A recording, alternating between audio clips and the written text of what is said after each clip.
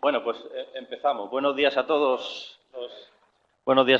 los aquí presentes y los presentes en todos estos centros de salud de Murcia, ¿no? Y de Cartagena, por supuesto.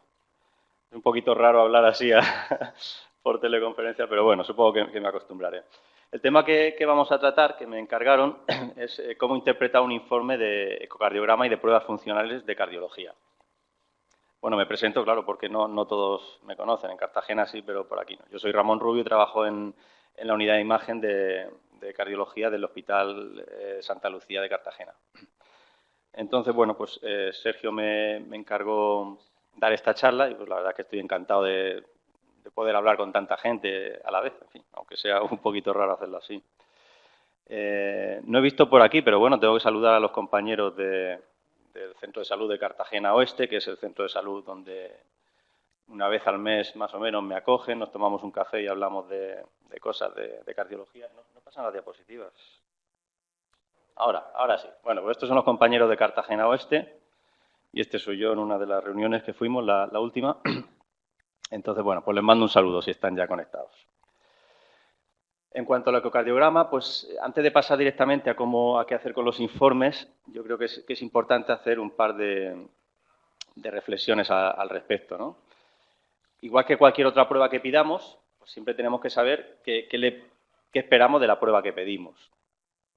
Tenemos que pedir una prueba que sepamos interpretar y que sepamos que la información que nos va a dar nos va a servir para algo, ¿no? No pedir pruebas así a ver qué sale. Luego, en favor del ecocardiograma, pues hay que decir que es una prueba que efectivamente no tiene ningún efecto secundario, es una prueba barata y nos da muchísima información. En prácticamente todas las cardiopatías nos da mucha información. ¿No se oye? ¿Se oye mejor así? ¿Se oye bien? Ahora, vale. Es que me acerco más el micro, vale. Bueno, por otro lado, pues el ecocardiograma es una prueba que cada vez se pide más y genera lista de espera. Por eso, pues al final estamos obligados a optimizar recursos y a pedirla cuando es necesario. Siempre tenemos que tener claro que antes de pedir un ecocardiograma tenemos que haber valorado al paciente, ¿no? Hay que hacer una historia clínica, haber explorado al paciente y como mínimo haber hecho un electro. Y a partir de ahí, pues si lo consideramos necesario, bien para confirmar ausencia de cardiopatía, que sospechamos que todo es normal, pero por lo que sea necesitamos confirmarlo, se puede pedir un eco, o bien sospechando alguna patología, pues lo pedimos. Entonces, ¿se vuelve a perder el sonido? ¿Pone aquí? Ah, vale, vale. Bueno, pues dicen que hay que subir el altavoz, que ya casi me estoy tragando el micrófono, ya más no lo puedo acercar. Vale. Entonces, lo que vemos en un ecocardiograma, como lógicamente vemos el corazón, medimos las cavidades, vemos cómo funcionan los ventrículos, las aurículas, vemos las válvulas, vemos cómo se contrae. Cuando hay un infarto, pues hay alteraciones en la contractilidad segmentaria. Estudiamos los grandes vasos, vemos la aorta, las venas pulmonares, las arterias pulmonares. Luego, cuando ponga algún ejemplo en un informe, es muy importante estudiar la cava. La vena cava tiene mucho interés porque las cavas desembocan en la aurícula derecha. Cuando hay presiones altas en la aurícula derecha, o sea, cuando hay congestión sistémica, las cavas están dilatadas y no se colapsan bien con la respiración. Eso es importante, sobre todo, por ejemplo, el paciente que estudiamos por edemas, cuando se sospecha que pueda ser de origen cardiogénico, por insuficiencia cardíaca, el tamaño de la cava es fundamental. O sea que en un informe de un paciente que habéis pedido para estudio de edemas, pues es fundamental ver la cava. Si la cava está bien, pues difícilmente los edemas van a ser de origen central y probablemente pues sean por insuficiencia venosa u otras causas. Vemos el pericardio y a veces pues nos encontramos en el estudio que hacemos de corazón, podemos encontrar otras cosas como quistes hepáticos o metástasis, a veces linfomas, en fin, a veces pues hay sorpresas en el ecocardiograma que también tenemos que informar. Cuando hacemos un estudio, nosotros, sea cual sea la petición, siempre hacemos un ecocardiograma completo. O sea, siempre tenemos unos estándares de imágenes que hay que grabar. Siempre grabamos en un estudio normal en torno a 22, 25 imágenes. Tenemos que medirlo todo, aunque se pida por una cosa concreta, pues normalmente el estudio se hace completo, se mide todo, se evalúa la función de todo y hay un mínimo de datos que tenemos que dar en el informe. Por eso a veces, incluso en un estudio normal, pues tenemos que describir una serie de cosas porque es lo estándar y lo que está indicado. Aunque es muy importante también que en la petición que se nos haga, pues conste por qué se pide, porque a veces pues hay que incidir más en unas cosas o en otras.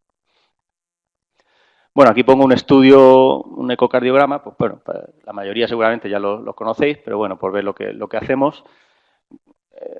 El vídeo no funciona, pero bueno, tampoco era importante. Normalmente medimos las cavidades, aquí estamos midiendo el ventrículo, el grosor del tabique, el grosor de la pared posterior. Este es un plano corto de la válvula mitral. Este es un plano de 4 cámaras, aquí vemos la contractilidad, vemos la válvula mitral, la tricúspide, el tabique interventricular, tabique interauricular, en fin, lo estudiamos todo, la fracción de eyección. Conforme vamos rotando el transductor, pues vamos viendo distintas partes del ventrículo. Aquí vemos el septo, la cara lateral, la pared inferior, pared anterior.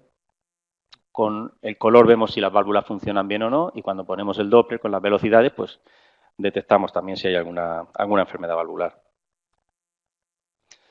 Y en el informe de ecocardiograma, pues casi siempre nosotros lo hacemos igual. En cada hospital probablemente tengan un formato distinto, pero al final la estructura y lo que se dice del informe, pues siempre es lo mismo.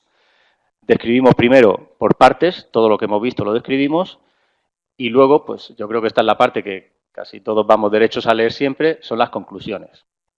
En las conclusiones, pues a veces el estudio es normal, a veces, en lugar de decir normal, decimos sin hallazgos significativos o dentro de la normalidad para su edad, pues bueno, porque hay estudios que no son rigurosamente normales, pero que las alteraciones que vemos no traducen ninguna enfermedad, ninguna patología, pues son variantes de la normalidad. Y bueno, pues son maneras de describir que un estudio es normal. Y cuando no es normal, pues en las conclusiones lo que definimos es qué enfermedad hemos visto y graduamos la enfermedad que hemos visto. Y luego un parámetro, yo creo, de los más importantes del informe de ECO, y que aunque no conste las conclusiones, este sí que habría que ir a mirarlo siempre, es la fracción de eyección. La fracción de eyección, en general, es la mejor manera de estimar la función sistólica del ventrículo izquierdo. Y la función sistólica del ventrículo izquierdo es el parámetro más importante pronóstico en la mayoría de las cardiopatías. Nosotros tendemos mucho a ponerlo siempre en las conclusiones, aunque todo sea normal o aunque no se haya preguntado la fracción de eyección, solemos ponerlo. Pero bueno, si no, siempre hay que ir a mirarlo. El resto de los números pues no tienen tanta importancia, pero la fracción de eyección, pues siempre en todos los estudios es importante verla.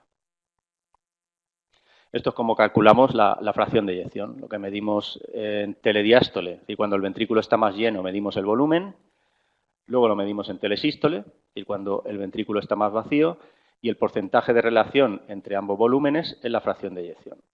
La fracción de eyección normal, la mayoría de la gente tiene más de 60% de fracción de eyección, aunque se considera normal pues, por encima de 54 en mujeres y por encima de 52 en varones. Luego, en los informes de ECO también hay hallazgos que vemos y que tenemos que describir, pero que no traducen ninguna enfermedad, no son una patología, sino que son variantes de la normalidad, que también es importante saber para no liarnos o pensar que un paciente tiene alguna enfermedad.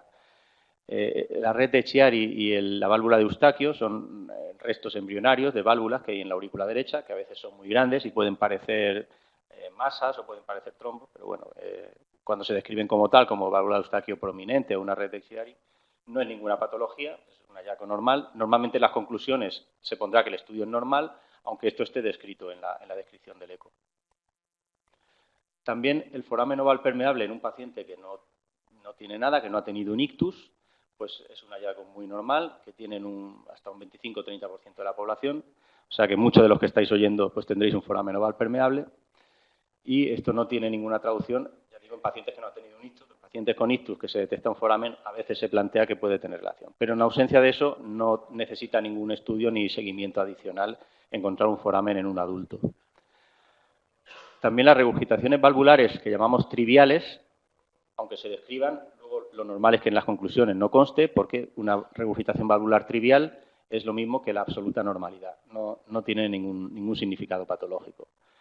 Igual que a veces que vemos corazones dilatados en deportistas o hipertróficos, y en el informe el que hace la prueba tiene claro que es un corazón de deportista, corazón adaptado al deporte, pues igualmente no es una patología, es una adaptación del corazón. Y luego hay otros hallazgos que ponen los informes que tampoco son patológicos porque van asociados a la edad. Igual que las personas envejecemos, pues el corazón también envejece, y hay determinadas situaciones que van asociadas a la edad y que no requieren ningún estudio adicional. Lo más frecuente es, que vemos es esto del patrón mitral, ¿no? El patrón mitral normal, el patrón mitral me refiero a cómo se llena el ventrículo. La sangre pasa en diástole desde la aurícula izquierda hacia el ventrículo izquierdo. Nosotros ponemos ahí el Doppler y vemos cuál es el patrón con el que esa sangre pasa.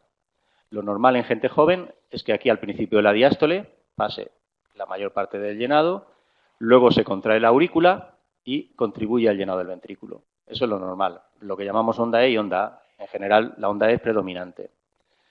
Conforme la persona se va haciendo mayor, sobre todo en mayores ya de 40 o de 50 años, y mucho más frecuente en ancianos, esta relación se invierte y la onda A es predominante, lo que llamamos patrón de alteración de la relajación o de relajación prolongada. Yo todavía no lo tengo, el patrón este, aunque he pasado ya los 40. Entonces, eso lo llamamos en el informe patrón de alteración de la relajación, relajación prolongada, a veces onda A mayor que E, o disfunción diastólica tipo 1. Esto en una persona mayor no tiene ninguna trascendencia, es lo mismo que decir que el estudio es normal. También vemos en personas mayores, añosas, que el anillo mitral se calcifica. Esta es la válvula mitral y este es el anillo mitral, sobre todo a nivel posterior. Eso que se ve ahí es calcio, eso más blanco, y eso es muy frecuente en personas mayores, en ausencia de repercusión funcional, pues no tiene ninguna significación, pero bueno, lo vemos en los informes y tenemos que describirlos. Aunque igualmente lo normal es que en las conclusiones luego no lo pongamos, pero describirlo lo tenemos que describir. Lo mismo con las esclerosis valvulares, es decir, las válvulas se fibrosan, se calcifican, es muy frecuente la esclerosis valvular aórtica en personas mayores. Esto a veces genera incluso un soplo sistólico, que normalmente se reconoce bien que es de esclerosis, pero bueno, pues ante la duda el eco nos dice que hay una degeneración valvular, pero que eso no tiene ninguna repercusión funcional y por lo tanto tampoco es un hallazgo patológico en personas mayores. Igual que a veces cuando el septo interventricular se vuelve como una forma de S, un septo sigmoide, también es frecuente en mujeres mayores y tampoco tiene ninguna trascendencia. Lo patológico, pues bueno, ahí no me detengo mucho porque eso ya en el informe consta qué enfermedad tiene y graduamos la enfermedad. Pues podemos ver que las cavidades estén grandes o que estén engrosadas, podemos ver alteración en la contractilidad o disfunción ventricular sistólica. Esto es lo que os he comentado de la fracción de eyección. Cuando la fracción de eyección está deprimida por debajo de los valores normales, pues hablamos de disfunción ventricular sistólica. ¿No se oye dónde? Vale, pues nada, los jefes me dicen que siga, pues sigo. A lo mejor no podemos solucionarlo desde aquí. Y luego la disfunción ventricular nosotros también la graduamos. La fracción de eyección según esté levemente deprimida, moderada o grave. Disfunción ventricular grave o disfunción ventricular severa es cuando está por debajo del 30%. Y hablamos de disfunción diastólica en los patrones que son mayores del tipo 1. Ya hemos dicho el tipo 1 es normal asociado a la edad, pero el tipo 2, tipo 3, tipo 4, que es lo que llamamos patrones restrictivos o pseudonormales, son los que encontramos generalmente en pacientes con insuficiencia cardíaca y eso pues sí que es patológico. Podemos ver pues, hipertensión pulmonar, podemos ver que hay derrame pericárdico, dilatación de aorta, masas. Y luego también otro punto donde yo creo que en el informe de ECO conviene pararse es cuando hablamos de regurgitaciones valvulares. Nosotros las valvulopatías, sean estenosis o regurgitaciones, las clasificamos también según los valores que consideramos normales en leve, moderada o grave. Y también las regurgitaciones a veces las graduamos 1, 2, 3 y 4. En realidad es lo mismo, ¿no? Lo más académico sería leve, moderado o grave, pero a veces se habla de grados. Cuando se habla de grados, el grado 1 es leve, el grado 4 es severo. Y grados 2 y 3 pues son grados moderados, ¿no? Leve, moderado o moderado severo en el caso de grado 3. Pero bueno, casi siempre luego en la redacción del informe pues lo describimos como leve, moderado o grave. He traído aquí pues, un ejemplo de un informe de un eco, una patología mitral. Bueno, esto es el formato que tenemos ahí en Cartagena, que seguramente en unos meses cambiará, pero bueno, en otros hospitales será otro, pero lo que se dice es siempre lo mismo. Se describen las cosas, se describe cómo son los flujos, cómo son las cavidades, cómo funciona el ventrículo y luego sacamos unas conclusiones.